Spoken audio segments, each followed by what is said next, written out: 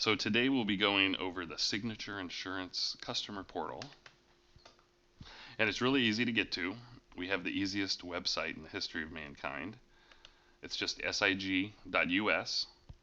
And if you're creative, you can find other ways to get to the portal, but we'd appreciate you going to our site because it's easy and we get the web traffic hit, so we like that. So I'm going to go under a test account, and I'll begin my little story. Okay, when we're about to redo the website anyway, so don't make fun of my website. Okay, so here's your Signature Insurance Portal. Like I said, we made a $500,000 investment in this for our customers.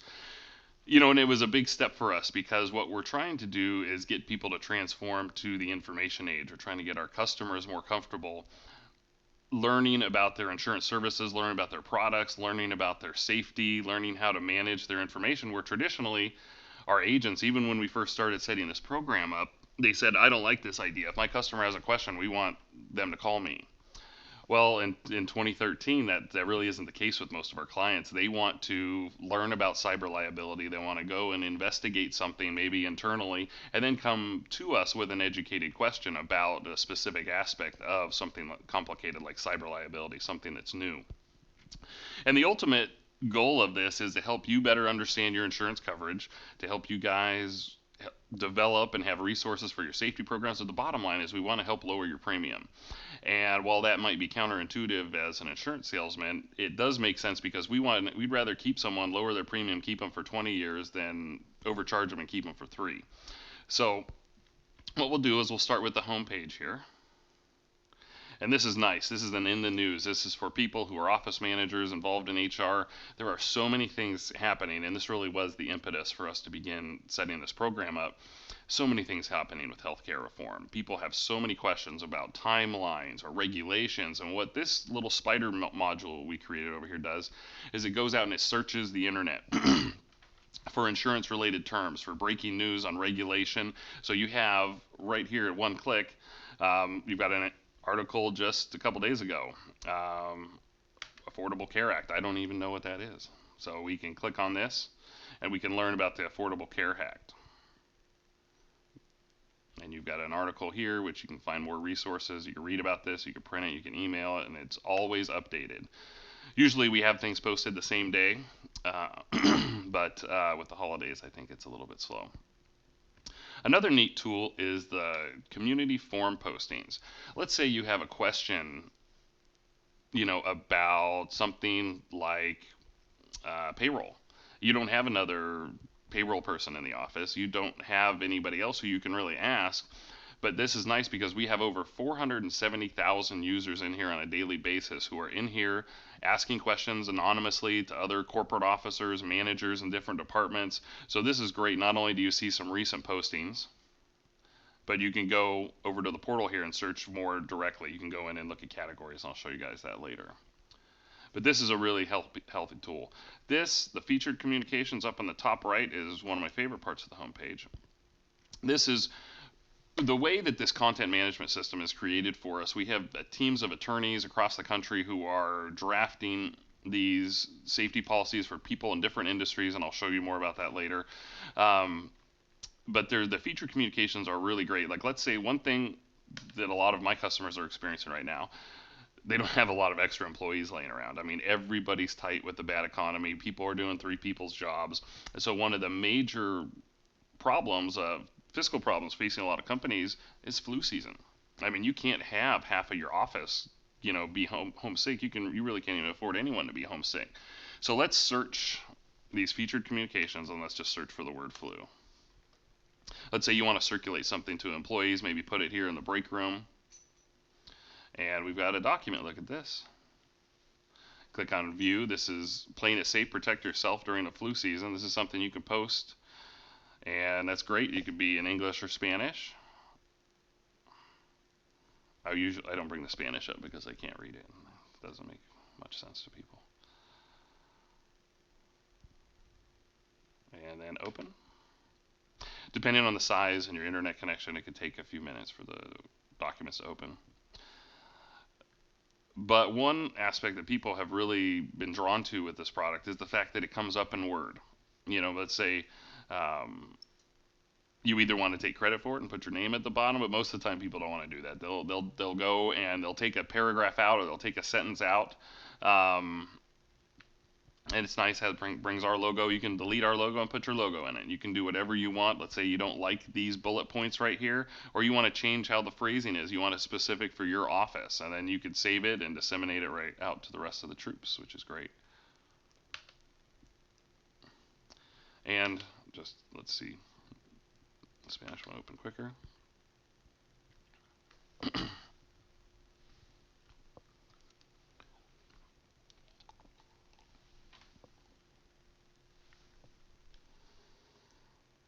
And you've got the same document in Spanish, which is great. You don't have to translate anything. You don't have to send it through Google Translate and have to deal with that mess. It's all done for you. And there's additional tools here, like if you want to filter out some of your settings, if you want to have things just regarding benefits, if you want things just regarding OSHA, so you can filter these featured communications. There's different ways to do that across the website, which I'll show you in a bit. So any questions about that homepage? Okay, I'll try to move quickly because I like to talk and talk and talk and talk. But you guys are still getting paid, so it doesn't really matter, right? So, okay, so cyber liability. Yeah, I know. Okay, I'll try to move quicker. Cyber liability. This is something that a lot of people have questions about. They don't even understand what cyber threats are. They say, well, I don't have a website that's hosted on site. What do I have to worry about cyber liability? Well, the honest answer is if you have an internet connection, you need a cyber liability policy. There's so much exposure with the botnets and the different threats that are out there today, and you could be liable for many things that happen, not only with your employees' data and information, your customers' data and information, but your internet connection. Just like my dad taught me when I was learning to drive, that a car is a weapon, an internet connection is a weapon. So if you don't know much about cyber liability, you could click on this and you could open and learn about some different aspects of it, and you can always call me too. But this is a nice area, so we have this broken down where we have the different sections. These are some things that we think people are important or that people have more questions about. As far as you guys go, being a contractor, your biggest risk is always guys in trucks. Guys in trucks is your biggest threat. So, the more well-versed you are in business auto and how you can lower that premium. I mean, there's a fine line between lowering premium too much and leaving yourself exposed. So, but if you have questions, there's some great surveys in here. What are other contractors doing? How to handle your premium, understand what affects your premium, and what things you could do over the course of the year to lower your premium. And that's really handy for folks. The workers' compensation section has some great tools included in it. You guys are in a position right now where you're getting ready to grow and grow largely. Workers' compensation is complicated. I almost messed that up. Let's say you guys open an office in Arizona. What do you know about Arizona workers' comp? Everything's state specific with workers' comp.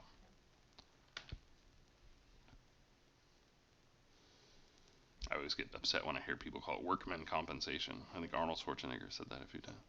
So this is all very important. Notice to employer, it's as soon as possible. It's not a couple days like California. Claim filing requirements. And so you realize after looking at this document, within a few minutes, you're a quasi-expert in work comp in Arizona. And if you have any additional questions, there's the mailing address for the Bureau and our contact information.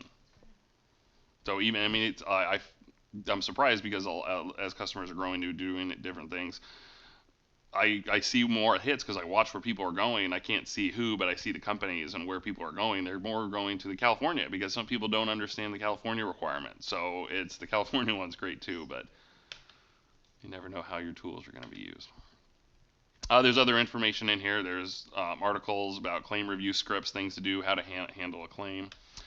Safety. This is the area that I'm most surprised about. I thought that this would be helpful for the HR people and the benefits folks trying to understand how Obamacare was changing everything. This is by far the most popular area. When I talk to safety managers at different companies I work with, I have some companies large enough where they have a single person who's doing all of the safety training. And they do safety on a monthly basis. They do they circulate things on a weekly basis to their employees. That helps protect them. In the case of a claim, you say, listen, we have a policy. We're a safe company. We regularly communicate with our employees. We have meetings to ask if there's any questions about what we've sent over the course of the month.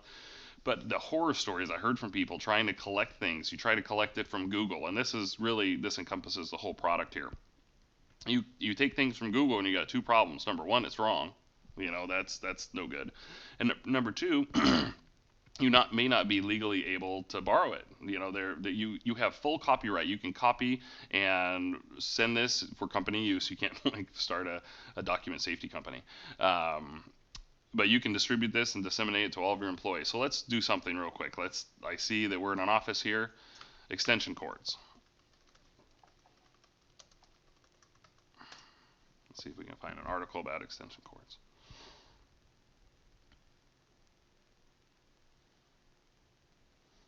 Extension cords and fire and safety. It's a great little document. You can print this. You get English or Spanish. Just click on open. It's a very handy document. It's just one page. It's a flyer. Another thing that I've learned doing this process is that people pay hundreds of dollars every year for the posters, the minimum wage and the emergency posters in the break rooms. We've got all those in here. You can print those up for free. You can print them any size that you want. You can do whatever you need to. So here's a nice little. He's even got a pretty picture. Look at that.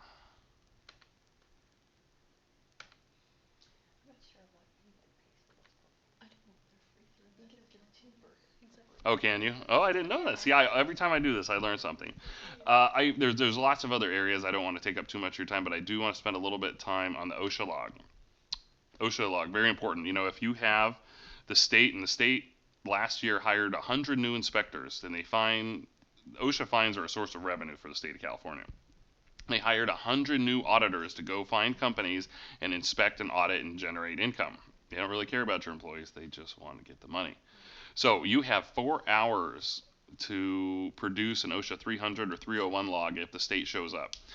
After that 4 hours, the fines are in the thousands of dollars, and I believe, if I'm correct, they double every hour you don't produce them, but I can't be sure. Yeah, that is the truth. What is the number of employee threshold? I'm not sure, but I'll find out for you. I thought of anybody who has workers' compensation has to maintain the OSHA logs, but I'll find out.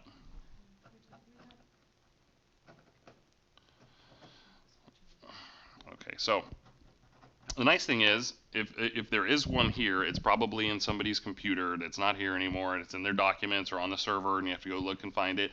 The nice thing is, if you have an OSHA log right now, we can upload these and we can get everything up to date. And if somebody comes in asking for it, all you have to do is print this out. Now, this is one of the reasons why, and an example of why not everybody in the company needs to have access to this. Like you guys and Terry and Anthony, are pretty much it. Not everybody needs to be in here messing with this, and you actually want to take some credit for some of the work that comes out of here. You don't want them thinking that you want them to think you're kind of magical. Employee benefits, I don't do employee benefits, but this is all great. Critical illness questions that you guys have, you're going to find all the documents. But also, I believe if the way they've done the last update, if you're looking for extension cords, I think that if you search from anywhere on the website, I think you're going to find. Yeah, you can find. You don't have to be. Some people say, "Oh, well, I'm in the workers' comp tab." No, you don't need to go back to work comp. You can just search from any field. And this is where I talked about some of the drop downs with the industry. You can really make it more granular, and it's nice that they give you a summary of how many articles they have in there. So you can have something. Let's say I'm a employer, and I'm in the construction industry, and boom, there's a nice little, that's ground fault. Also, let's clear the search out. Let's say you guys want to redo. We talked earlier about your lockout tagout program.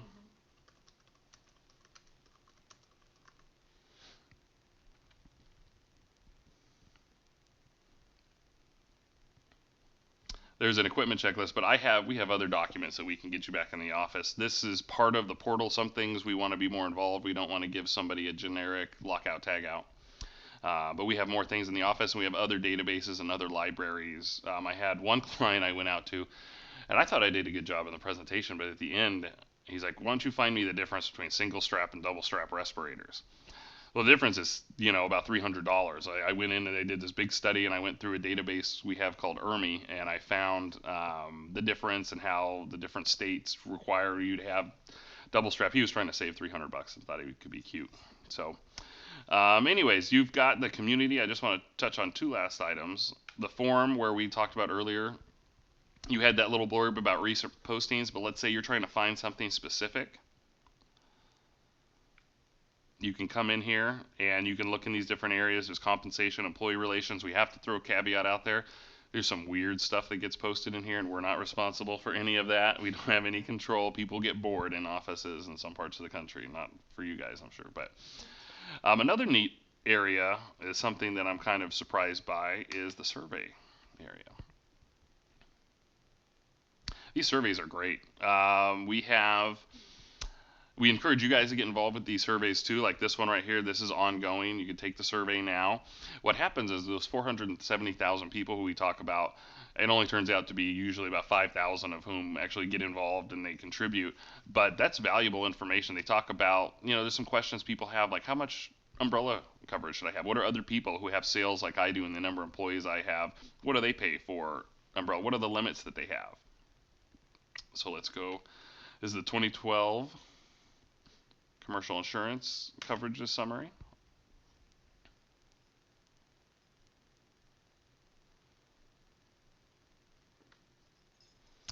And this is great. This goes down. It'll show you by state and by region. Number of employees. There's some large companies in here that were participating.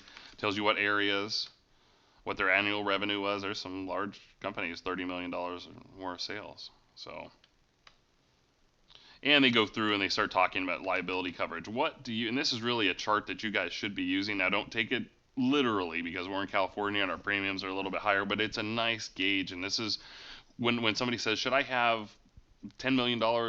I'm always going to say 20 is more because I'm in sales, but this lets you guys see, okay, this is what our gross receipts are.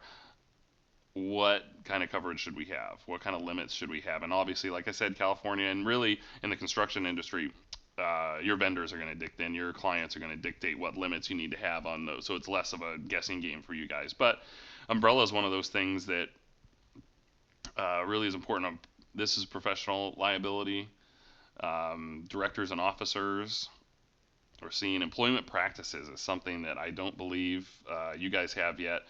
But you could have any employee say you were mean to them or you did something to them, and this is very inexpensive coverage for the amount of protection it can provide. But those numbers have been going up. People are getting very well. It's a bad economy, and somebody's husband's out of work or their wife's out of work, and this is a neat area. Current insurance concerns, what people are worried about, and this is neat too. This tells you what are people planning on spending more on, and it looks like more people are not doing any additional lines of coverage, but there are some things, more property coverage, more professional liability, more employment practices. There's one last thing. I know I've talked 10 times longer than I said I was going to, but that's just Kyle. OSHA, let's go back to OSHA for a minute. Because I have a question on that. Okay, you go give me your question first. You brought up the logs. Yes. Just correct me, are those logs that we download and can use and save here, or are we saving our data on your website? Either or. I think it's, some people like to have it in Excel and on their computer. The problem is, if you want to do that for demonstration purposes, because you want to turn it into a chart or show something to the boss, that's fine. But it really is important that in case you're out sick or so that the up-to-date changes are maintained here in the system. Okay, that's why I thought that you had indicated that the data is actually entered here and stored here. It is entered here and stored here, but you can also download it as well if you need to give it to an auditor or if you want to keep a copy and change the format a little bit if you think it's ugly. One last thing I want to show is something that someone noticed. The OSHA Recordable Incident Advisor. Probably 90% of the questions I get about OSHA is this situation recordable? Is this something I need to make a note of? So this is kind of cool. This is a choose your own adventure of determining whether or not something's recordable or not. It's just a little PDF. And it goes through and it just asks you a series of questions, and I could go all the way through all 23 questions, but here's a disclaimer that says it doesn't work or it's not perfect. As a person on Your company payroll, yes. Was it work related? Yes. No, not a fatality. Did it cause time to have days away from work? See where it says days? That's the key with California. Is it days, or did the person have to go to the emergency room?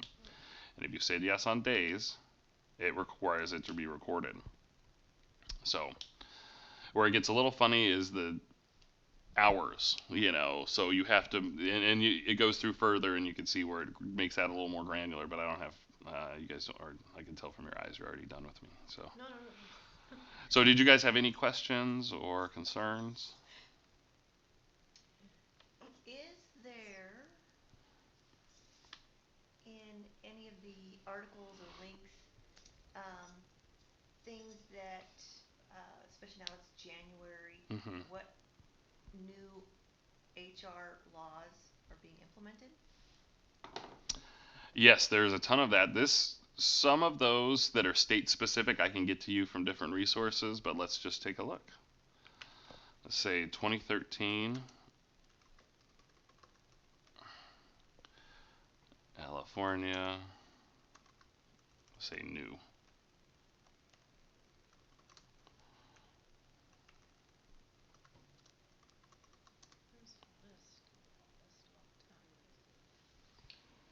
And the hard thing with Look California. at that, California compensation changes for 2013. So, and if you don't find everything that you're looking in here, like I said, we have other resources, and there hasn't been a time where a customer's asked something I haven't been able to find it for them. So, but this is great. And what this really is, to wrap everything up, this is really a management empowerment tool. I mean, this helps you look good to the boss. This helps you get information circulated amongst the employees. And like I said, the ultimate goal, this is what I try to tell people when I leave their offices. Don't go to Google. Don't look for things in Google. Look for things in here. They're going to be professional. They're going to be legally vetted, and they're going to be correct. So look here first. Don't go to Google when you're trying to find things. And if you don't have any more questions, I think I'll conclude our recording for today. Nothing else? Not to be recorded. Okay. Okay.